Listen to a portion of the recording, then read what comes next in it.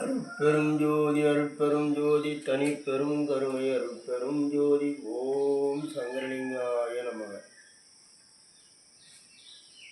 உள்ளூர் கிராமத்தில் இருந்திருக்கும் மகா சித்தர் பீடத்தின் நிர்வாகி கோவலனுடைய தெய்வீக சிந்தனை துளிகள் என்ற பதிகங்களின் தொகுப்பு. இன்றைய நாளில் பணமும் பலமும் உள்ளவரைக்கும் பந்தமும் சொந்தமும் தேடி வரும். பணமும் பலமும் அற்றுவிட்டால் தேடி போனால் அது ஓடிவிடும். உயிர்விட்ட போது ஒப்பாய் கூடி ஒப்பாய் வைப்பார்கள் போனார்கள். நாய்கை என்று எண்ணி துணிவாய் பாழ்மனமே. இந்த உலகத்தில் இது பொருள் உலகம்.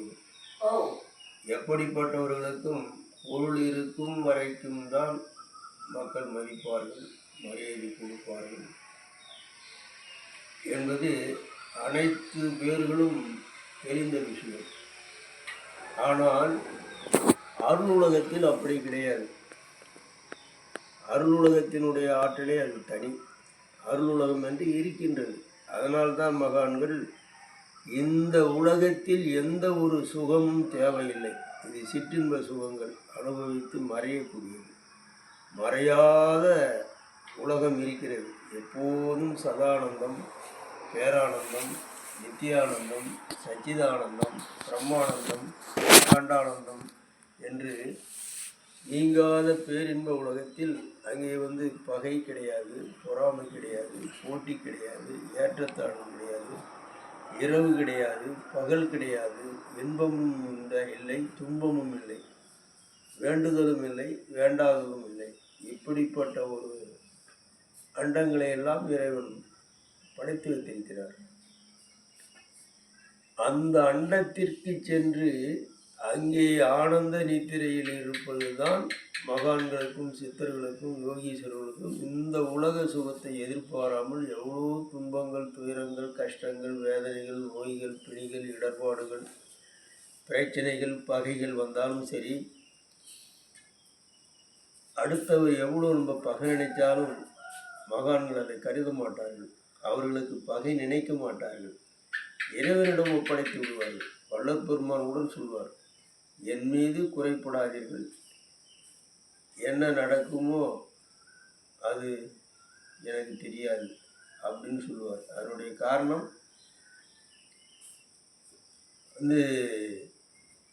நல்லோர் மனைவி நடங்கை செய்தேனோ என்று வல்லற்பெருமான் சொல்வது போல, நல்லவர்களுக்கு பல நடுக்கும்படியான செய்கைகளையும் சூழ்நிலைகளையும் உருவாக்கும் போது அவர்கள் ஒன்றும் சொல்ல மாட்டார்கள். ஆனால் அவர்களுக்கு பாதிப்பு வரும் என்பதை சுட்டி காட்டுவார் வல்லற்பெருமான். என் மீது குறைப்படாதீர்கள், என்ன நடக்கும் என்று எனக்கு தெரியாது, சரியாக நடந்து கொள்ளுங்கள் அப்படின்னு சொல்லுவார். அப்படி இந்த வசதியை மட்டும் பார்த்து இந்த உலகத்தில் வாழக்கூடாது. ஆன்மீகவாதிகள், சாதனையாளர்கள். அதாவது ஆன்மீகம் என்பது வேற, பக்தி நிலை என்பது வேற. ஆன்மீகம் என்பது ஆன்மாவுக்கு லாபத்தை தேடுவது. பக்தி நிலை என்பது இந்த உடம்புக்கும் இந்த வாழ்க்கைக்கும் இந்த பொய்யுலக சுகங்களுக்கும் கேட்டு இறைவனிடம் பிரார்த்தனை செய்வது. எனக்கு இன்னதை கொடுங்க அப்படின்னு கோயிலாக போகிறது, அபிஷேக ஆராதனை செய்கிறது, பூஜை புனஸ்காரம் செய்கிறது, வேண்டுவதெல்லாம் தனக்கு சுகங்களை வேண்டி கேட்பது. அது பக்தி நிலை. இதைத்தான் வள்ளுவர் பெருமான் சொல்லுவார்,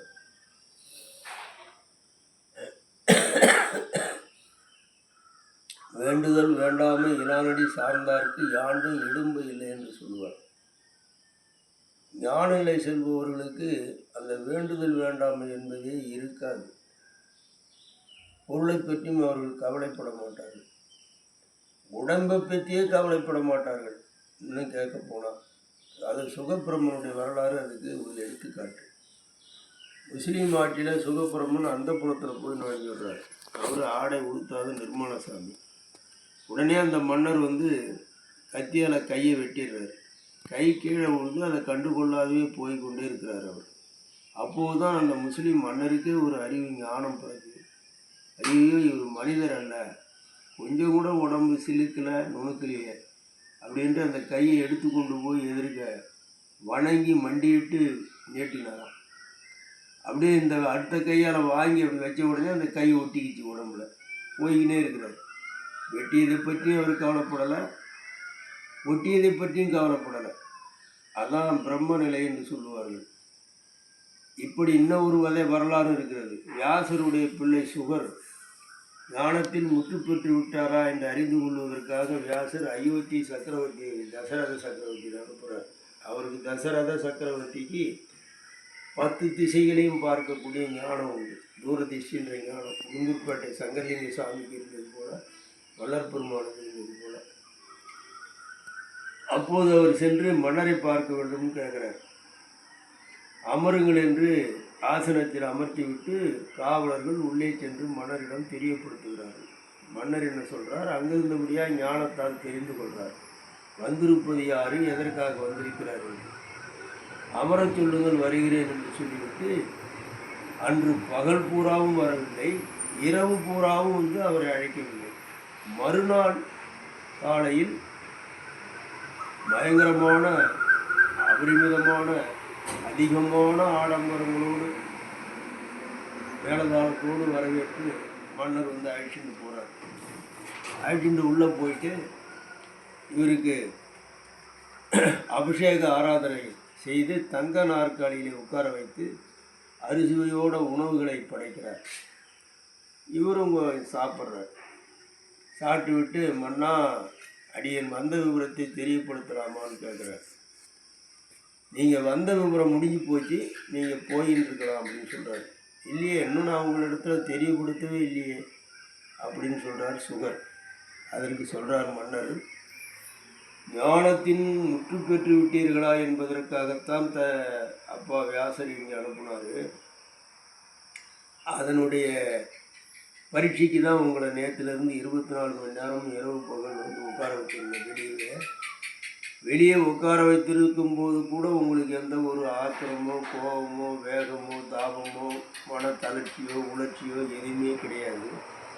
அந்த பிரம்ம நிலையிலேயே அமர்ந்திருந்தீங்க. இப்போது இப்படிப்பட்ட ஆடம்பரமான வரவேற்புக்கும் இப்படிப்பட்ட ஒரு அபிஷேக ஆராதனைகளுக்கும் இப்படிப்பட்ட ஆடல் போற்றுதல் போடுதலுக்கும் அதே நிலையில் தான் இருக்கிறீங்க. இதற்காகவும் நீங்கள் ஒன்றும் மகிழ்ச்சி அடையலை, நெகிழ்ச்சி அடையலை. இதுதான் பிரம்ம நிலை, ஞானத்தின் முற்று பெற்று விட்டீர்கள் அப்படின்னு சொல்கிறார். இது எதற்கு இப்படிப்பட்ட கதைகள்? இது உண்மை கதைகள், நடந்த கதைகள். இப்படித்தான் வந்து உளுந்தூர்பேட்டை சங்கரலிங்க சாமியிடம் அடியேன் இருந்து தொடி செய்து கொண்டிருக்கிற காலத்தில் சாமிகிட்ட அதை தான் நான் கண்டறிந்தேன். அதை வச்சு நிறைய சாமி பேரில் பதிகங்களில் கூட எழுதியிருக்கிற ஒரு நிலையை பற்றி. இப்படி ஒவ்வொரு மனிதரும் நாம் இருக்க பழகி கொள்ள வேண்டும். இந்த உலகம் என்பது ஒரு மாளிகை என்பதை எல்லோரும் அறிந்ததுதான். பாலை வனத்தில் தோன்றும் காணல் நீரை கண்டு பாய்ந்தோடி ஏமாந்த மான் போலே என்று ஒரு பதிகம் எழுதியிருக்கிறேன். இது சும்மா ஒரு காணல் நீர், கனவு. இது நிலையான வாழ்வு நமக்கு கிடையாது. மேலே இருப்பதுதான் நிலையான வாழ்வு. இது நாம் இடையிலே பயணம் செல்லும் போது கோடை காலத்தில் சற்று நேரம் ஒரு மரத்தடியில் அமர்ந்து எழுந்து போவது போல ஒரு சிறு வாழ்வு. இது பல பிறவிகள் எடுத்து வரோம். நம்ம இதை நம்புங்க, உண்மை. ஒரு பிறவி கிடையாது, பல பிறவிகள் எடுத்து வந்துட்டுருக்கிறோம். இந்த உலகம் தோன்றியதிலிருந்து பிறவி எடுத்துக்கினே இருக்கிறோம். இன்னும் எத்தனை பிறவிகள் எடுப்போம் என்பது நமக்கு தெரியாது. அதுதான் முன்பே நான் ஒரு பதிகத்தில் குறிப்பிட்டிருக்கிறேன். எத்தனை கோடி பிறவிகள் எடுத்தேன் என்பதும் தெரியாதுன்னு சொல்லியிருக்கிறேன். இப்படி அடுத்தாற் போல எங்கே போவோம், என்ன நடப்போம் என்பது நமக்கு தெரியாது. ஆகினால் நாம் எதிர்பார்ப்பது இறைவனுடைய அருள், உண்மை நிலை, ஆன்மலாபம். இதை சிந்தித்து இந்த உலக நிலை என்பது இது ஒரு மாய்கை, இது ஒரு விளையாட்டு, இது ஒரு கூத்து. கூத்து எப்படி கூட்டம் கூடும், காலையில் ஒன்றும் இருக்காது. அப்படிப்பட்ட ஒரு வாழ்க்கை. கண்ணாடியில் முகம் பார்ப்பது போல இது. கண்ணாடியில் எந்த ஒரு பொருளையும் பார்க்கலாமே தவிர எடுக்க முடியாது. அப்படி ஒரு பயனற்ற இந்த வாழ்க்கையை பெரிதாக நினைத்து தவறுகளையும் பாவங்களையும் குற்றங்களையும் பிறருக்கு தீம்புகளையும் உயிர்கொலைகளையும் செய்து இந்த உடம்பு நாக்கு ருசிக்காக அந்த உயிர்களை கொண்டு தின்று இந்த உடம்பை வளர்த்து இந்த அழியும் உடம்பை, இந்த நாரும் உடம்பை, இந்த புழுக்குடம்பை இறந்து போய் பாவத்தை இந்த ஆன்மாவுக்கு சுமந்து கொண்டு போய் நரகத்தில் அகப்படாமல் உண்மை வழி நடந்து பேரின்ப உலகை அடைய வேண்டும். இந்த உலகையே பெருசாக நம்பி இருக்கக்கூடாது. அனைத்தும் வசதியும் வாய்ப்பும் பொருளும் தெம்பும் இருக்கும் வரைக்கும் தான். வாசமுள்ள மலரே ஆனாலும் வாடி போனால் அதற்கு மதிப்பில்லை. வைரம் வாய்ந்த நிலைமையானாலும் அது மரமேயானாலும் வளைந்திருந்தால் அதற்கு மதிப்பில்லை. வல்லமையோடு வாழ்ந்தவரானாலும் வயதாகி போனால் அதற்கு மதிப்பில்லை. வயிற்றில் பிறந்த பிள்ளைகள் கூட வயதான பெற்றோரை மதியார்கள் என்பது பதிகம். இப்படி எந்த ஒரு நிலையிலும் இறை சிந்தனையோடு வாழ்ந்து இறைவனை அடைய வேண்டும். நன்றி, வணக்கம்.